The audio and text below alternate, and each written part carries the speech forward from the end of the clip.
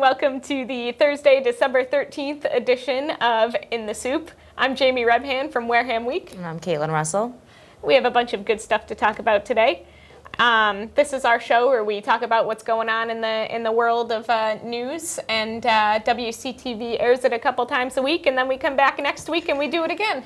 Yep, that's what we do. Yeah, it's pretty fun. The first story we're going to talk about is heartwarming, and if you've already read it on our website or in print, you probably cried. At least, actually, it took about 12 hours after I posted it online, and the story already had 2,000 views. Wow. So, you know, we could be up to, we're just past 24 hours now, and we could be up to a lot more views, but I hope we can get this family the recognition it deserves. Yeah, we're hoping to make this go viral. Yeah, so if you can help us, check it out online. Basically, share it with everybody. Yes, and you'll want to after you read it. I feel so fortunate and so lucky that this family allowed me to tell their story. It's the Schluter family. They're a Wareham family, and they suffered a devastating loss back in 1992. Mark Schluter was a 16-year-old who had, I believe, recently gotten his driver's license. He had just gotten a Jeep that he loved, and just hours before Christmas Eve, he was driving, and he hit a patch of black ice, and he rolled his Jeep on Red Brook Road in Wareham and passed away. But his family, now on the 20-year anniversary of his death, is doing something to remember Mark. You know, and they've remembered him throughout the years by doing small donations in his name and that type of thing. But his brother, Scott Schluter, who is now 41, has started a Facebook group. I believe it's actually a Facebook event where he's encouraging everybody to pay it forward this holiday season. Just do something nice anonymously, you know, for someone else, and say, you know, Mark Schluter did it. This good deed is in memory of Mark Schluter. So what's happened is this thing has taken off. They started it on December 1st, and I'll just read a little bit from the story because you really need to see this to get the full effect. This month, Mark Schluter gave $10 to a young couple who could only scrape together $1 for gas. Mark Schluter paid a family's grocery bill. Mark Schluter left $1,000 in an envelope on the windshield of a car parked at CVS on Main Street, helping a woman who was struggling but too proud to ask for help. Mark Schluter has unfortunately been dead for nearly 20 years, but his family, these are some of the ways that his family is encouraging people to pay it forward. Now, we don't know who did all these deeds. No. But you don't need to. As long as they get done. It's amazing. Exactly. It's an amazing story in memory of Mark, who died when he was 16. Yeah. And like I said, I was so glad that this family allowed me to tell this story. The reason we found out about it was because we were contacted by a woman who wanted to remain anonymous to tell us about how she received this $1,000 gift on her car at CVS on Saturday, December 1st. Yeah. You know, and I was immediately floored. And then she said, well, it came with this note, and I don't know what it means. And the note said, I have it right here. This is a gift for you. Please accept this gift in memory of Mark Schluter. All I ask is that you also surprise someone with a gift, no matter how big or small. Happy holidays. And I was floored. Yeah. You know, I shed a couple tears writing this story at my desk because it's started with, you know, small little things, and it's just every time you go to this Facebook group, and in order to find this Facebook group, you can actually visit the story on WarehamVillageSoup.com. Or I believe if you search Facebook for 20 years later, a celebration of life, you should be able to find it. But everybody's posting these small deeds that they've done in memory of Mark Schluter. And his family is amazing, and I just hope that this thing takes off for them because it's such a positive force. Yeah. And you don't have to be a wealthy individual to do it. Some of the things on the Facebook page were as small as, like, someone paid for the coffee of the person behind them in line at Dunkin' Donuts. Right. You know, like, just anything. It's that type of thing that, you know, in the holiday season, it always means something when someone does something nice for you. But especially during the holidays, I just thought it was an amazing thing. You know, I think especially during the holidays, you start to see, you know, that there are people around who are struggling, or maybe you notice it more because you can see it year-round. But I just thought this was such a great way for a family to remember somebody they loved. Yeah, it's amazing. So that's Scott Schluter. He's doing it. He started the Facebook group, and like I said, you can find the link to that on WarehamVillageSoup.com. Check out what they're doing, because this family is just simply amazing. Absolutely. So what else do we have to talk about today? Oh, this kind of goes along with it. Tell us about the Spirit of Christmas Awards. Oh, okay. Well, the Spirit of Christmas Awards, every year the Board of Selectmen, I believe the chair chooses who receives the awards, but they hand out awards to people who have given back to the community in a number of ways. And this year, some of the recipients were, some of them are more known than others, I suppose. But one of them was Tom Strom from Cool Cone, who held the fundraiser for Jordan Lope's family and helped raise a lot of money to $25,000 for the family of Jordan Lopes, and that's another sad story. Jordan Lopes passed away. Yes. In November it was a car accident on Charge Pond Road. Yeah. And Tom Strom, the owner of Cool Cone, where Jordan worked, he and his team were able to raise $25,000 to help out the family. Right. And I their goal, I believe their goal was something like $6,000. And I think they just wanted to cover the funeral expenses, but now they were able to do a lot more than that. Yeah. Which is amazing. And speaks to the generosity of the community. So. Oh yeah. That's awesome. So what else? Who else got awards this year? Shannon Maxim, who started a nonprofit group, which is still waiting on its nonprofit status, called Haley's Helping Hands, and it's a group that tries to assist people who have a child that's sick or have recently lost a child, and she tragically lost her daughter to leukemia, and that's what inspired her to start the organization. Yeah, so it's named after her. That was Haley Peace. Haley Peace. Yes. And you did a story on her over the summer, I believe. Yeah, so she's trying to get this nonprofit going, and she got the recognition of the Board of Selectmen in her efforts to do that, and that's awesome. Yeah, it's an amazing thing she's doing. So, and also, Joe Soro, who we're going to talk about later from the Gateway Tavern, donated money to the Wareham High School. Hey, why don't we just library. talk about him now?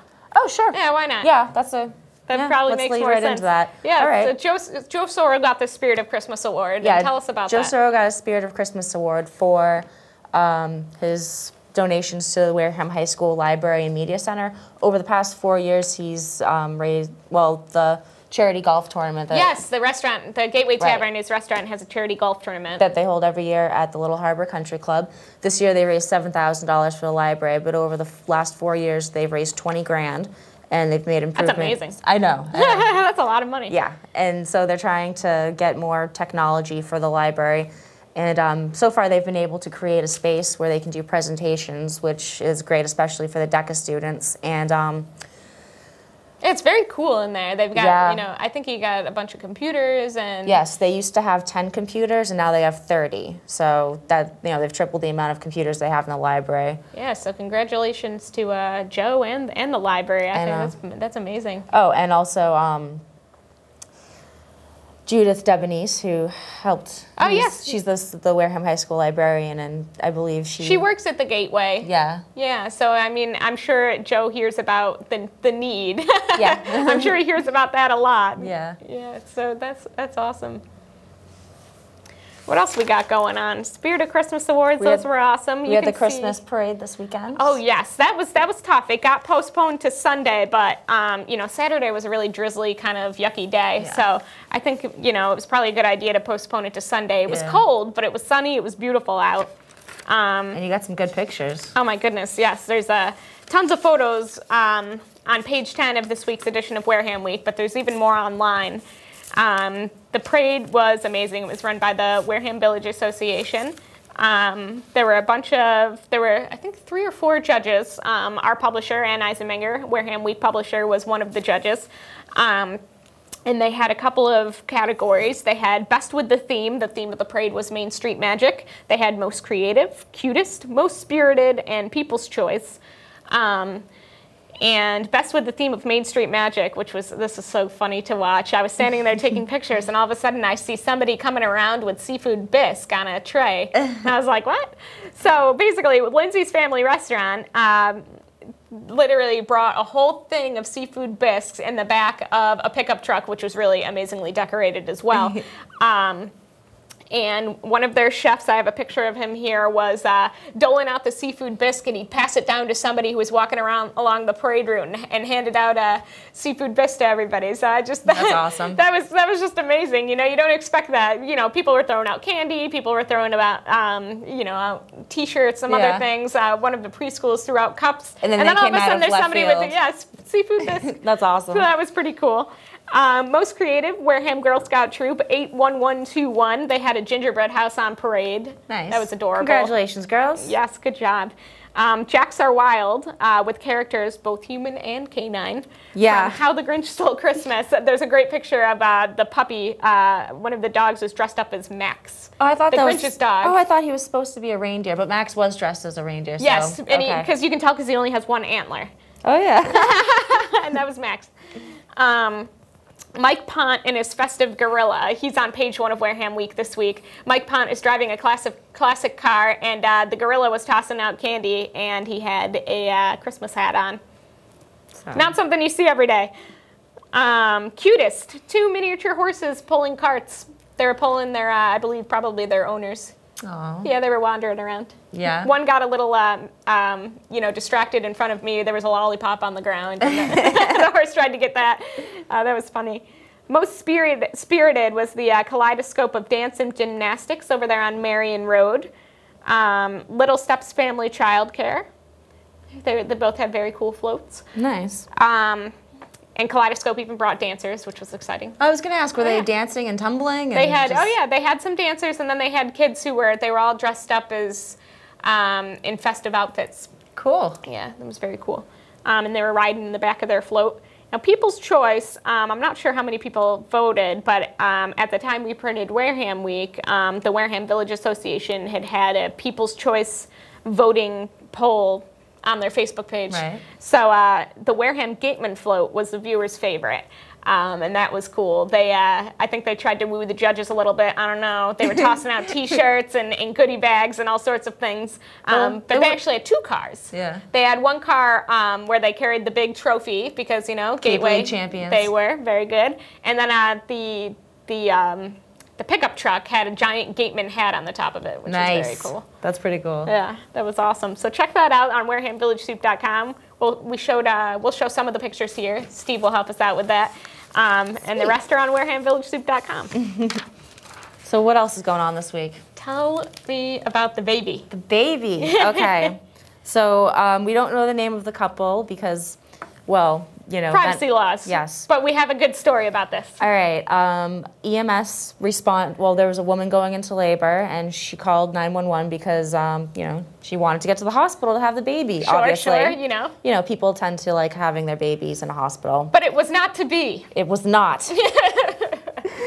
Dramatic intro. I know. Okay. This baby, I'll let you finish. That's okay. This baby did not want to wait, and by the time EMS got there, the police had already shown up, and the woman had a couple of contractions, I suppose, and it became apparent that they were going to have to deliver the baby at the scene, and I spoke with the EMS workers who delivered the baby at the home. Cheryl Evans and Brian Donahoe. Yes, good and job. Cheryl Evans told me that she's seen this thing before. And it was kind of she's all nonchalant. Yeah, whatever. I've delivered babies. Very nonchalant. And Brian Donahoe, on the other hand, this was his first time delivering a baby at home in his job as a paramedic. So what was his reaction? He seemed a little, when I spoke with him, he seemed like he was a little overwhelmed by the experience. And he was just kind of telling me, childbirth, it's a beautiful thing, and he was really happy to be there and be able to help, and said he was a little bit nervous, but he was confident in his training, which That's awesome. And it's really, I don't know, I think it's an amazing story because, yeah, you don't see that every day, huh? And how scary must that be for someone who's having the baby? I know. Whoops, everything this turned is out happening okay, now. right? Baby ended up being healthy. Oh yeah, we should definitely say that. The baby was perfectly healthy, and everything turned out okay. So congratulations to the happy parents. Yes, congratulations to the mystery couple. And to EMS for a job well done. Yeah. I love that story. I do too. And, National Grid. Is anybody wondering what's up with the construction on Marion Road? Because I was, and thankfully Caitlin told me. Yeah, well, it's nothing too controversial at all. It's just National Grid is replacing some old gas mains. Gas mains. Yep, on Marion Road, and also Borough Parkway, which is down past Shaw's on Marion Road. So they expect it to take about 30 days, but that's going to be broken up a little bit because they're taking time off during the week of Christmas and New Year's. Wow. So you mean they want to like spend time with their families? The audacity, I know. So that's good. If you're getting tied up on Marion Road, it won't be for too much longer. Right. We talked about the library. Very cool. We did. Do you want to talk about basketball? Basketball season starting, and that's always a big deal. Oh, by the time this airs, what we're talking about will be. Well, tell us about the season, though. Tell us what does Coach expect? Well, the coach expects big things. They're aiming for the state championship and also to win the SEC conference, of course. And we'll be there, fingers crossed. Yeah, and I mean Wareham has a great basketball team, and Darian Fernandez is we're shooting this on Thursday, December 13th, and tomorrow on Friday, December 14th.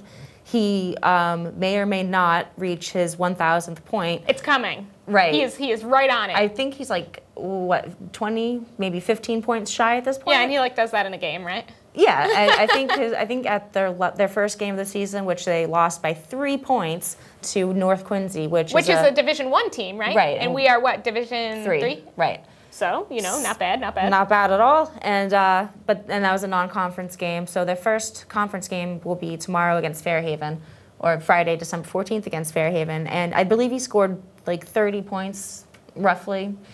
So good luck, Mr. Fernandez. We'll be watching you. Yeah, well, yeah. And good luck. Yeah, so he's gonna hit that milestone at some point. But he might have. He also has a chance at breaking the all-time male scoring record for Wareham High School, which is currently held by Aaron Struthers. And to get that, I believe he needs 1,224 points total. So, good luck. Yeah, good luck. Yeah, and that'll be fun to watch. Another sports story we have that's. This is somewhat sad, but maybe we can get some help here. Yes, give us some help, or give the volleyball team some help. Yes. Rather. The boys volleyball team program was cut over the summer due to budget constraints.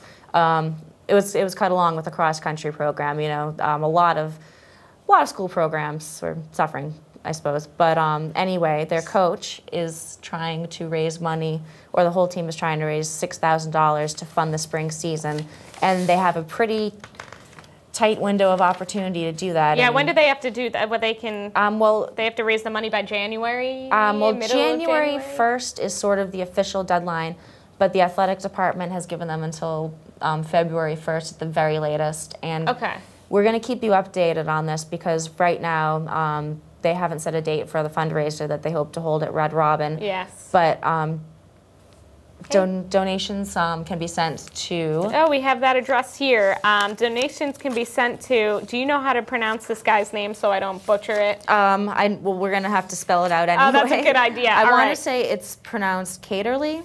Caterly? That's the coach. That's Ben. Ben Caterly. Kaeterle.